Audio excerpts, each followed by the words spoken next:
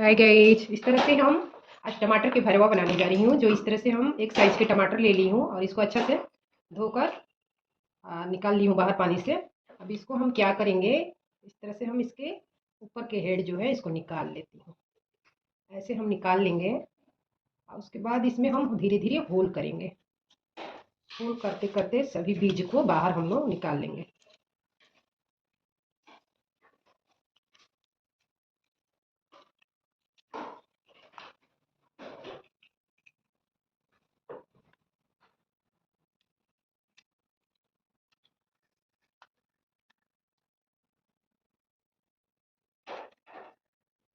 इस तरह से सभी बीज को हम एक एक करके निकालते जाएंगे। अब इस तरह से एक के बाद एक सभी टमाटर को मैं होल कर ली हूँ, सभी बीज को बाहर निकाल ली हूँ। इस तरह से आप लोग भी सभी टमाटर को होल करके बाहर निकाल लीजिएगा। और जो एक बीज है थोड़ा सा ग्रेवी भी मैं डालूंगी और इसका चटनी मैं बना दूंगी। इस तरह से अब इसके लिए अब इसका मैं स्टेफिंग तैयार करने जा रही हूँ, जो इसमें भरना होगा हम लोग को।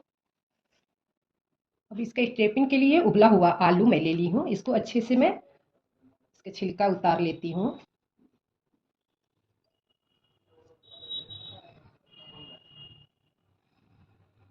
अब इस तरह से आलू को हम कद्दूकस कर लेंगे।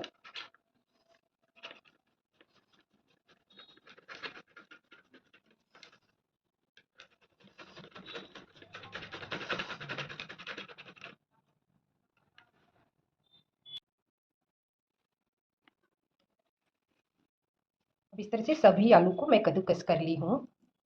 अब इस तरह से हम मसाले में प्याज, लहसुन आदि और फोरन के लिए मिर्चा हरा थोड़ा सा काट ली हूँ और लहसुन भी काट ली हूँ और थोड़ा धनिया पत्ता ले ली हूँ। टमाटर का स्टफिंग तैयार करने के लिए इस तरह से एक पैन ले ली हूँ, जिसमें 2 चम्मच मैं तेल डाल लेती हूँ।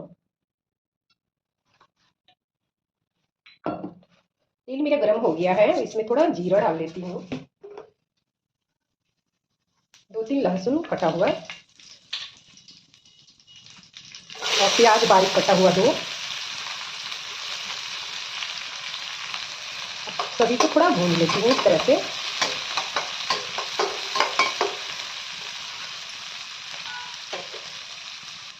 प्याज मेरा भून कर रेडी हो गया है। अब इसमें मैं डालती हूँ जीरा पाउडर आधा टीस्पून, आधा टीस्पून मरीच पाउडर, आधा टीस्पून मिर्चा पाउडर, आधा टीस्पून हल्दी पाउडर और इसी के साथ में मैं आधी चम्मच नमक डाल देती हूँ और आधे टीस्पून ही गरम मसाला पाउडर डाल देती हूँ। सभी को इस तरह से हम मिक्स कर लेंगे। मसाले भी मेरा फ्राई हो गए हैं। अब इसमें मैं कद्दूकस किया हुआ आलू को डाल देती हूँ। इसके ऊपर से भी मैं थोड़ा सा बारीक कटा हुआ प्याज इस तरह से डाल देंगे, जो स्टफिंग भरने में बहुत अच्छा लगता है और इसका टेस्ट भी बहुत अच्छा आता है। और थोड़ी सी धनिया के पत्ते डालेंगे।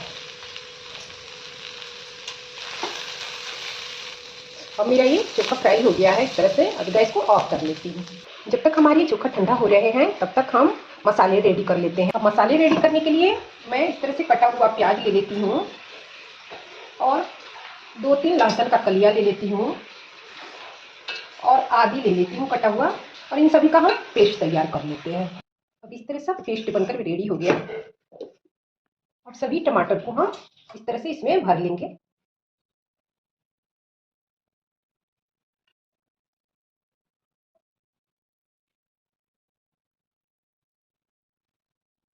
एक के बाद एक सभी टमाटर को हम भरते जाए। अब इस तरह से हम सभी टमाटर को भर के रेडी कर लिए हैं एक के बाद एक।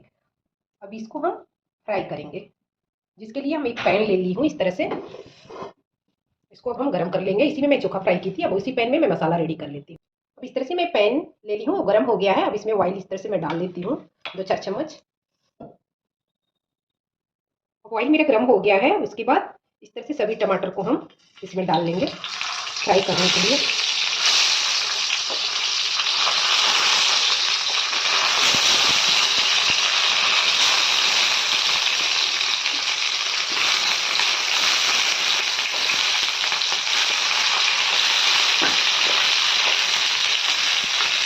अब इसके ऊपर से मैं इस तरह से ऑयल और डाल देती हूँ। अब सभी को एक एक करके इस तरह से रखते जाएंगे।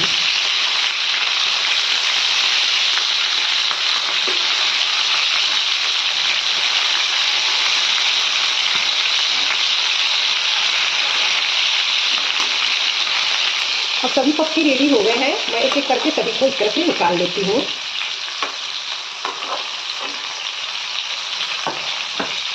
अब इसी पैन में और 2-4 चम्मच मैं तेल डाल देती हूँ इस तरह से। पैन मेरा गर्म हो गया है, इसमें अब मैं जीरा डालती हूँ, 2 खड़ा मिर्चा डाल देती हूँ। उसके बाद में 5-6 कलियां लहसुन का और बारीक कटा हुआ प्याज।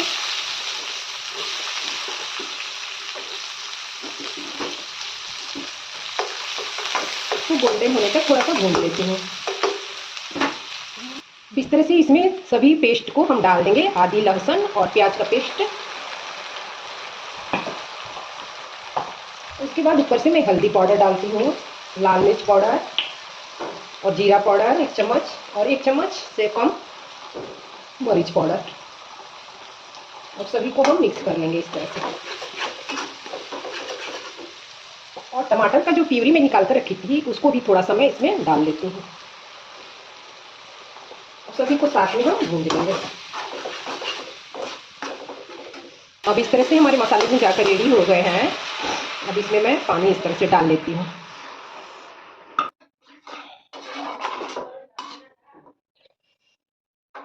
अब इसको 5 मिनट तक उबाल आने तक हम लोग वेट करेंगे। उसके बाद ऊपर से 1 चम्मच गरम मसाला मैं डाल देती हूँ।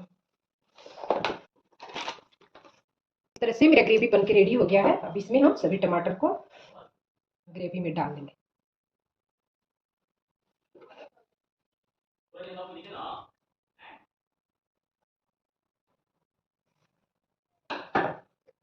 अब इस तरह से मेरा टमाटर का भरवा बनके रेडी हो गया। गैस को ऑफ कर लेती हूँ। उसके बाद ऊपर से थोड़ा सा बारीक कटा हुआ धनिया के पत्ते से डाल लेती हूँ। अब इस तरह से मेरा टमाटर का भरवा बनके रेडी हो गया है। अब इसको हम लोग चावल के साथ में और रोटी के साथ में या पूरी के साथ में अब हम लोग इसको खा सकते हैं। अगर आप लोग को मेरा वीडियो पसंद आया होगा तो लाइक कमेंट सब्सक्राइब मेरे चैनल को जरूर कर दीजिएगा। Okay, bye bye.